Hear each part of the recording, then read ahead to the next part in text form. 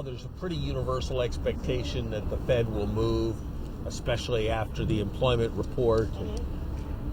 Chair Yellen and almost all the other senior officials at the Fed have spoken in a way that has pretty substantially signaled a move in December. So I think it would be very, very surprising if the Fed were to not move in December at this point.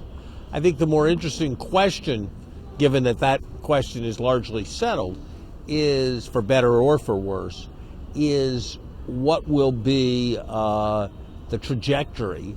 Will this be one rate increase, or will this be a sequence of many rate increases? And I think that we need to be very, very careful. I think there are good reasons for believing that the neutral rate of interest that goes with a stable economy is much lower than it used to be in the past. And I think there are very real risks that an economy that at best flies somewhat near stall speed, that if you do something too strong, you could tip it back into recession. So my hope would be that the errors, if there are to be errors, are made on the side of accommodation rather than on the side of restraint. So he's talking about errors that should be made on the side of accommodation than restraint. What is your own view about a U.S. Fed rate hike? Do you believe we prepared for this? Markets have budgeted in. People have been talking about it for a while now. I think, frankly speaking, the markets have factored this expected hike increase of the U.S. Fed. But the path is, as Larry says, less than clear, because that has not been articulated, whether this is a total reversal of the cycle, and even if it's a movement up, how gradual would it be, over what period of time. But I think, Larry, what you mentioned about the U.S. Fed has, of course, significant implications for us. But in our own country, there has now been this raging debate for a while on interest rates, and whether interest rates have been accommodative enough to be able to promote rates. And whereas central bankers, of course, in India now, there is an agreement with the central bank of keeping inflation target between 2% and 6%. But how does one balance out the issues of growth with the issues of inflation? And what advice do you think you can have based on the fact that you were yourself Treasury Secretary and had handled the Fed in, if I may say so, a very creative and a very positive way?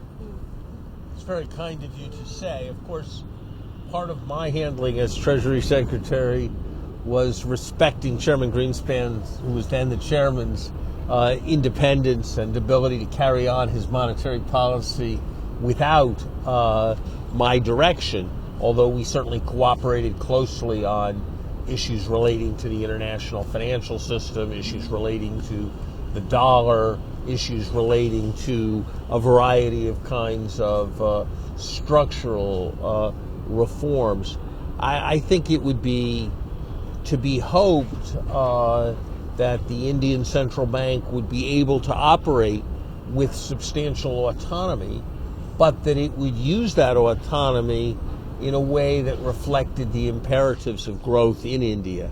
I think a more rapidly growing India is likely to be an India that does better at solving its problems, whether the problems are finding adequate resources to deal with environmental concerns, or the problems are addressing poverty. Almost any problem you can imagine is likely to be easier to solve in a more rapidly growing environment. You know, your old friends Stephen Roach and Joseph Stiglitz have denounced this whole inflation targeting. The West has done it and gotten out of it. But the central bank in India seems to be veering towards inflation targeting.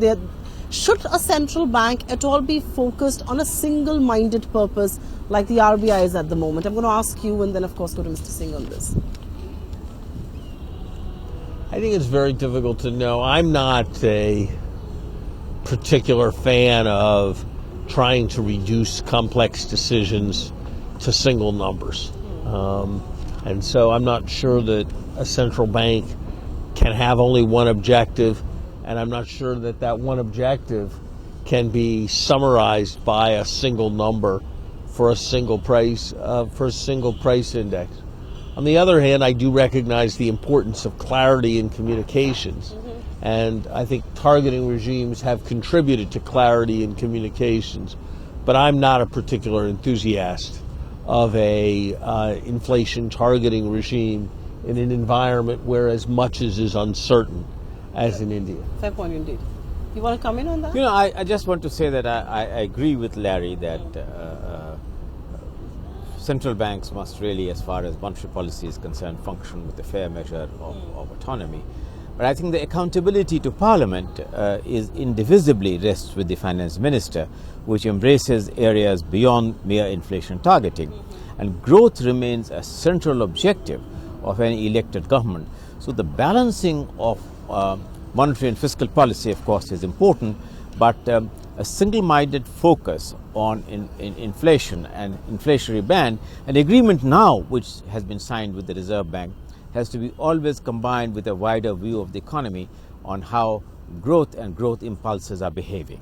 Professor Summers, I have a quick question for you, and I want Mr. Singh to elaborate on that further and perhaps counter question you on this. But you know, a lot of people around the world believe that the US Federal Reserve is just so powerful and what it does has such consequences around the world that it needs to take into cognizance the impact of its move on emerging markets, on markets outside of the US. You think that's a fair argument, or should Janet Yellen and anybody in her position really worry about the consequence of her action on the US economy and not so much on any other market outside? The primary responsibility of a central banker of any country has to be the economic welfare of its citizens.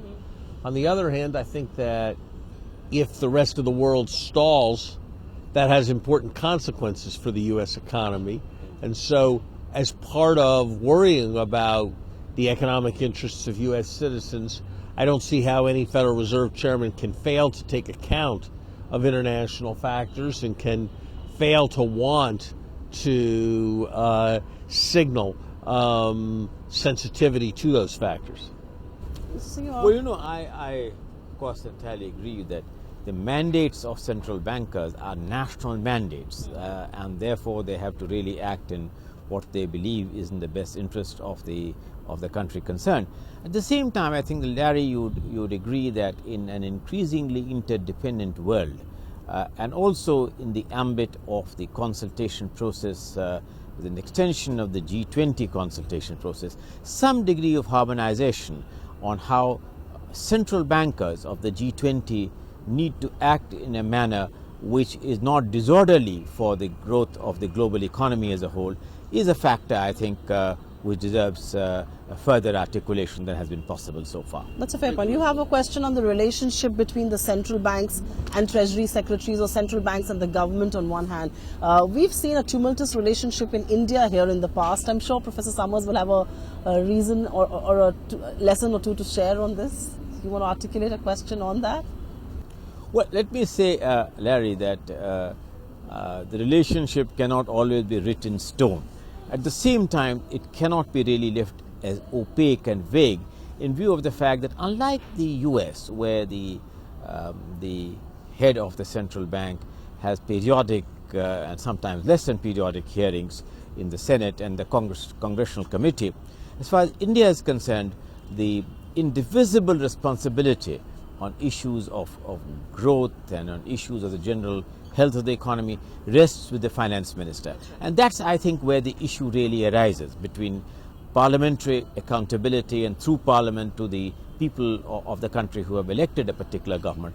And that is a dynamic factor in the evolution of this relationship between the central bank and the Ministry of Finance, somewhat different and variant than the practice in the United States. But I'm sure you're in the best position to throw some light on how the relationship in your time with someone as eminent as Alan Greenspan evolved. And is there a lesson that you think emerging markets can learn from the relationship that's there in the US?